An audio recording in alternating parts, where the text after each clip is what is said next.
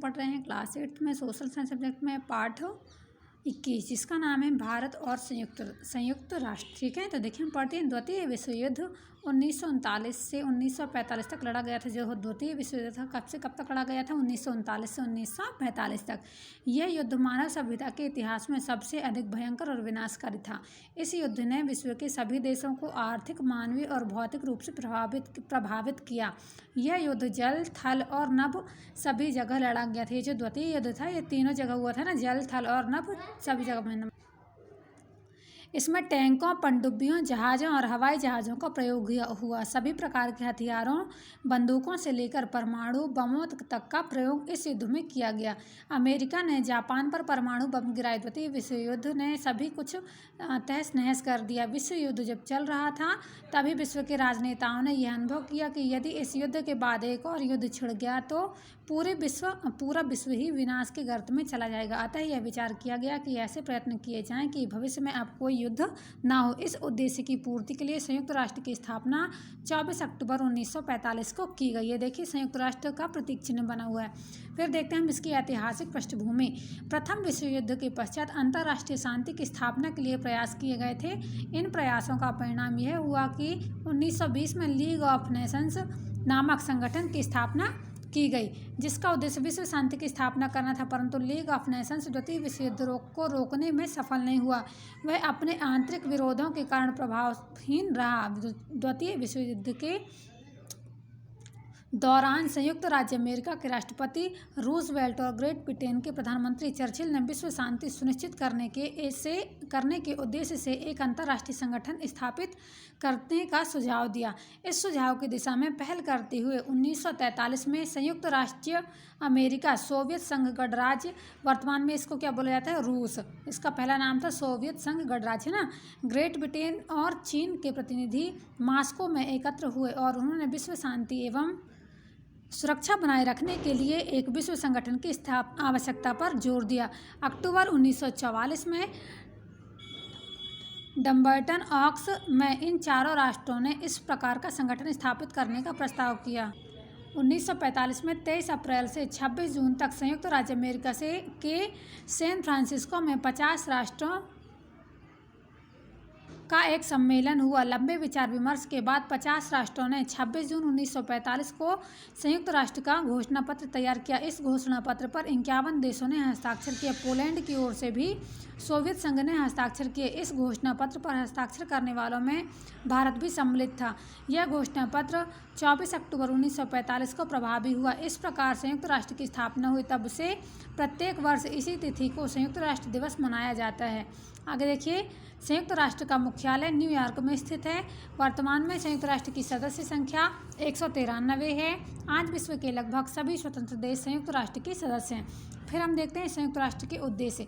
संयुक्त राष्ट्र के उद्देश्य उसकी प्रस्तावना व घोषणा पत्र में उल्लेखित हैं। प्रमुख 4 उद्देश्य निम्नानुसार हैं। तो पहला उद्देश्य देखते हैं हम, अंतर्राष्ट्रीय शांति और सुरक्षा बनाए रखना एवं इस उद्देश्य की प्राप्ति के लिए सामूहिक कार्यवाही द्वारा शांति के अवरोधों को हटाना। दूसरा देखिए, विभिन्न राष्ट्रों में समान मानवाधिकारों तथा आत्मनिर्णय के सिद्धांतों पर आधारित मैत्रीपूर्ण समन्वय स्थापित करना। फिर तीसरा देखिए, अंतर्राष्ट्रीय समस्याओं जैसे आर्थिक, सामाजिक, सांस्कृतिक अथवा मानवीय समस्याओं को शांतिपूर्ण ढंग से सुलझाने में सहायता करना तथा सभी के लिए मानवीय अधिकारों एवं मूल स्वतंत्रता के प्रति सम्मान में अभिवृद्धि करना। फिर अगला पॉइंट है हमारा इसी का 4th पॉइंट, उपर्युक्त उद्देश्यों की पूर्ति के लिए विभिन्न राष्ट्रों के कार्यों में सामंजस्य करने के लिए इस संस्था को एक केंद्र के रूप में प्रयोग करना। इन उद्देश्यों पर गंभीरता से विचार करने पर यह स्पष्ट होता है कि संयुक्त राष्ट्र का मुख्य उद्देश्य मानव जाति को युद्ध की विभीषिका से बचाना है तथा विश्व शांति स्थापित करना है। विश्व शांति स्थापित होने पर ही राष्ट्र अपनी प्रगति कर सकते हैं और प्राप्त संसाधनों का प्रयोग जनता के जीवन स्तर को उठाने के लिए कर सकते हैं। जहाँ तक भारत की बात है, संयुक्त राष्ट्र के उद्देश्य हमारी संस्कृति और राजनीतिक लक्ष्यों के अनुकूल है। हमारा संविधान संयुक्त राष्ट्र के इन आदर्शों को मान्यता देता है। फिर देखते हैं हम संयुक्त राष्ट्र की सदस्यता। संयुक्त राष्ट्र चार्टर में के अनुसार संयुक्त राष्ट्र के सदस्य 2 प्रकार के होंगे। पहले होते हैं प्रारंभिक सदस्य, जिन राष्ट्रों ने सैन फ्रांसिस्को सम्मेलन में भाग लिया और संयुक्त राष्ट्र की स्थापना की तथा वे जिन्होंने हाँ, राष्ट्र संघोषणा पर हस्ताक्षर किए वे प्रारंभिक सदस्य हैं। भारत इनमें से एक है। ऐसे सदस्यों की संख्या 51 है। दूसरा देखिए इसी का खा वाला जो है, ऐसे राष्ट्र जो शांति प्रिय हैं और जो अपने अंतर्राष्ट्रीय उत्तरदायित्वों को पूरा करने की इच्छा रखते हैं, संयुक्त राष्ट्र के सदस्य बन सकते हैं। नए प्रत्याशी राष्ट्रों को सदस्यता सामान्य सभा सुरक्षा परिषद की सिफारिश पर देती है। फिर हम देखते हैं संयुक्त राष्ट्र के इनके कितने अंग होते हैं। तो संयुक्त राष्ट्र के 6 अंग होते हैं। इनका उल्लेख संयुक्त राष्ट्र के चार्टर ने अपनी 6वीं धारा में किया है। ये 6 अंग हैं। सामान्य सभा या महासभा, दूसरा सुरक्षा परिषद, तीसरा आर्थिक और सामाजिक परिषद, फिर चौथा आता है न्यास परिषद और 5वां है अंतर्राष्ट्रीय न्यायालय और 6वां है सचिवालय। तो पहला हम देखते हैं महासभा। महासभा में संयुक्त राष्ट्र के सभी सदस्य सम्मिलित रहते हैं। प्रत्येक सदस्य राष्ट्र को एक ही मत देने का अधिकार है। साधारणतः महासभा की बैठक वर्ष में एक बार होती है। जो महत्वपूर्ण मामले इसके सामने प्रस्तुत किए जाते हैं उन पर यह विचार करती है और अपनी सिफारिशें करती है। महासभा विश्व संसद की तरह कार्य करती है। महासभा में सभी महत्वपूर्ण मामले 2/3 बहुमत से निर्णीत किए जाते हैं। दूसरा देखिएगा सुरक्षा परिषद। सुरक्षा परिषद संयुक्त राष्ट्र का सबसे महत्वपूर्ण अंग है। वह विश्व की सुरक्षा और शांति की देखभाल करती है। इसमें 15 सदस्य होते हैं। ये सदस्य 2 प्रकार के होते हैं। 5 सदस्य अर्थात फ्रांस, जनवादी चीन, रूस, यूनाइटेड किंगडम जिसको क्या बोलते हैं इंग्लैंड, तथा संयुक्त राज्य अमेरिका इसके स्थायी सदस्य हैं। शेष 10 सदस्य महासभा द्वारा 2 वर्ष की अवधि के लिए निर्वाचित किए जाते हैं। फिर देखिए आर्थिक एवं सामाजिक परिषद। जैसा कि नाम से स्पष्ट होता है कि आर्थिक तथा सामाजिक परिषद संयुक्त राष्ट्र के सामाजिक और आर्थिक कार्यों का संयोजन करती है। यह बाल कल्याण और नारी अधिकारों से संबंधित कार्य करती है। यह उच्च जीवन स्तर तथा आर्थिक एवं सामाजिक परिवर्तन के लिए प्रोत्साहन देती है। इसका उद्देश्य अंतर्राष्ट्रीय आर्थिक, सामाजिक एवं स्वास्थ्य संबंधी समस्याओं का समाधान करना है। इसका यह भी उद्देश्य है कि ये जाति, भाषा या धर्म पर आधारित किसी प्रकार के भेदभाव के बिना मानव अधिकारों के प्रति व्यापक सम्मान और उनके अनुपालन की दिशा में कार्य करें।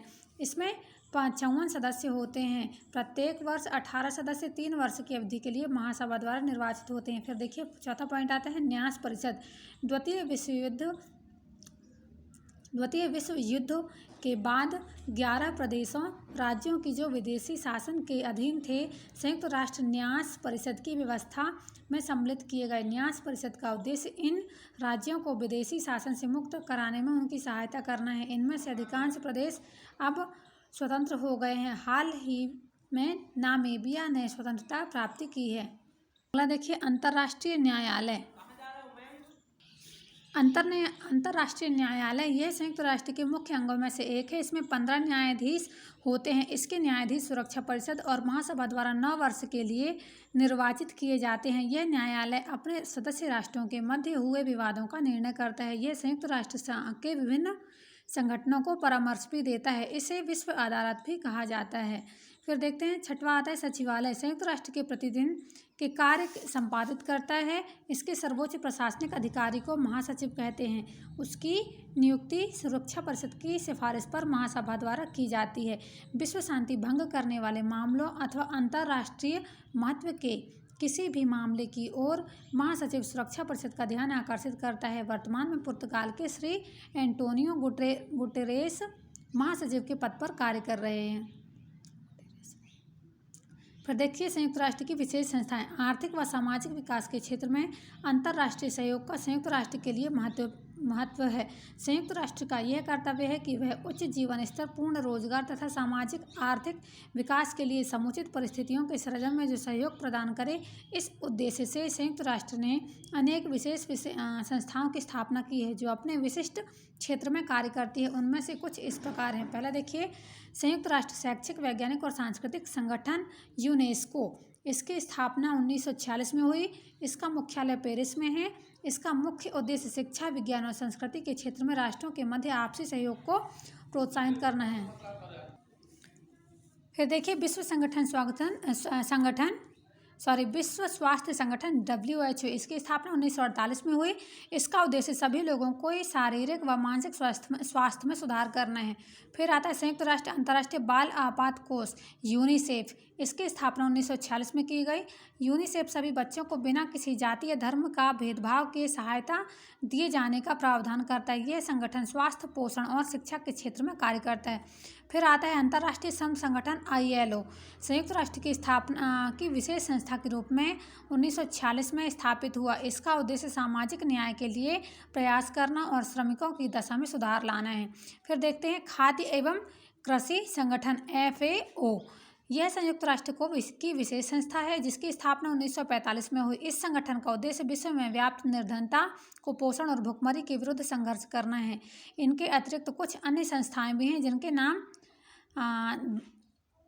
हम जानना चाहेंगे। देखिए, तुम जानना चाहोगे वे कौन कौन से हैं। देखिए, अंतर्राष्ट्रीय मुद्रा कोष IMF, विश्व बैंक WP और विश्व डाक शक्ति संगठन WPU, है ना। एक और है, देखिए बताती हूँ मैं आपको, अंतर्राष्ट्रीय अणु शक्ति संगठन IAEA। ये संस्थाएं विभिन्न क्षेत्रों में कार्य कर रही हैं। फिर देखते हैं उपलब्धियां।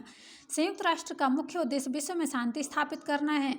अपनी स्थापना से अब तक संयुक्त राष्ट्र को अनेक विवादों में कार्यवाही करनी पड़ी। संयुक्त राष्ट्र अनेक बार युद्ध टालने में सहायक हुआ। इसने अनेक संकटपूर्ण स्थितियों में तनाव कम किए हैं। जिन उपायों को साधारणतया काम में लाया गया है वे शांति के लिए सैन्य कार्यवाही मिशन इत्यादि हैं। इसने कश्मीर, कांगो, पश्चिम एशिया, साइप्रस और यमन में बड़े स्तर पर युद्ध होने से पूर्व रोकथाम की ग्रीस, इंडोनेशिया, लेबनान, मिस्र, गाजा पट्टी, कांगो, कोरिया, गल्फ युद्ध, ईरान, इराक में शांति के लिए किए गए प्रयास उसकी कुछ महान उपलब्धियां हैं।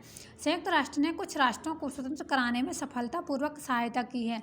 इसने मानवाधिकारों के संवर्धन और उनकी रक्षा, पर्यावरण और समुद्र तल के प्राकृतिक संसाधनों की रक्षा में विशिष्ट योगदान दिया है।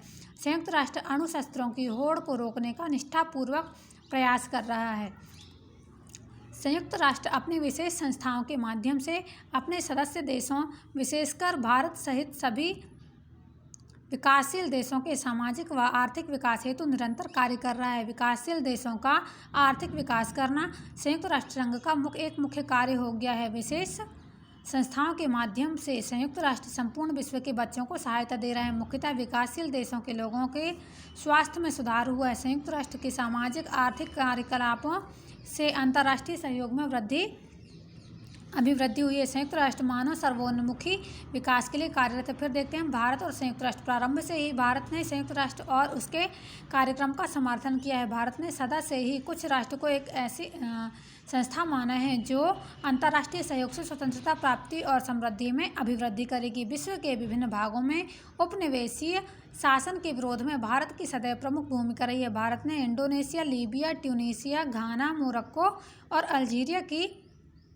स्वतंत्रता का समर्थन किया है। जातीयता पर आधारित दक्षिण अफ्रीका के शासन द्वारा अपनाई गई जातीय रंगभेद नीति का विरोध करने में भारत ने संयुक्त राष्ट्र का निरंतर समर्थन किया है। संयुक्त राष्ट्र द्वारा शांति के लिए की गई सैन्य कार्यवाही में भी भारत की महत्वपूर्ण भूमिका रही। संयुक्त राष्ट्र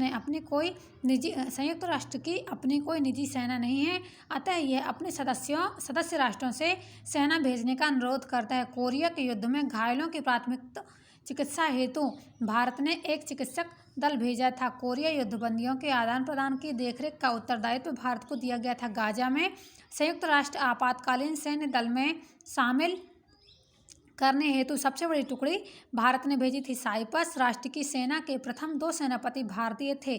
कांगो में की गई सैन्य कार्रवाई में भारत ने सबसे बड़ा सैन्य दल भेजने का भार अपने ऊपर ले लिया, जो इस संकट को समाप्त करने में सहायक हुआ था। भारत ने संयुक्त राष्ट्र को शांतिपूर्ण एवं सद्भावना मानव समाज का एक साधन मानकर सदैव निष्ठा दिखाई है। विश्व को युद्ध के संकट से सुरक्षित करने के लिए भारत निःशस्त्रीकरण को आवश्यक समझता है। भारत ने संयुक्त राष्ट्र में निःशस्त्रीकरण पर होने वाले विचार विमर्श में सक्रिय भाग लिया था। भारत की यह धारणा सदस्य ही रही है कि आणविक शक्ति का प्रयोग शांतिपूर्ण उद्देश्यों के लिए किया जाना चाहिए और आणविक शस्त्रों के पूर्ण उन्मूलन का भी भारत समर्थन करता है। अनेक अवसरों पर महासभा को संबोधित करते हुए हमारे प्रतिनिधियों ने निःशस्त्रीकरण को समय की मांग बतलाया। भारत ने इस बिंदु पर भी अपना जोरदार पक्ष प्रस्तुत किया कि शस्त्रों पर होने वाले व्यय को कम किया जाए और बची धनराशि को संसार के निवासियों के श्रेष्ठतर रहन सहन के लिए खर्च किया जाए। अन्य विकासशील देशों के साथ भारत भी राष्ट्रों के बीच आर्थिक असमानता में कमी लाने के लिए संयुक्त राष्ट्र से सहयोग करता है। व्यापार और विकास के लिए हुए संयुक्त राष्ट्र सम्मेलन में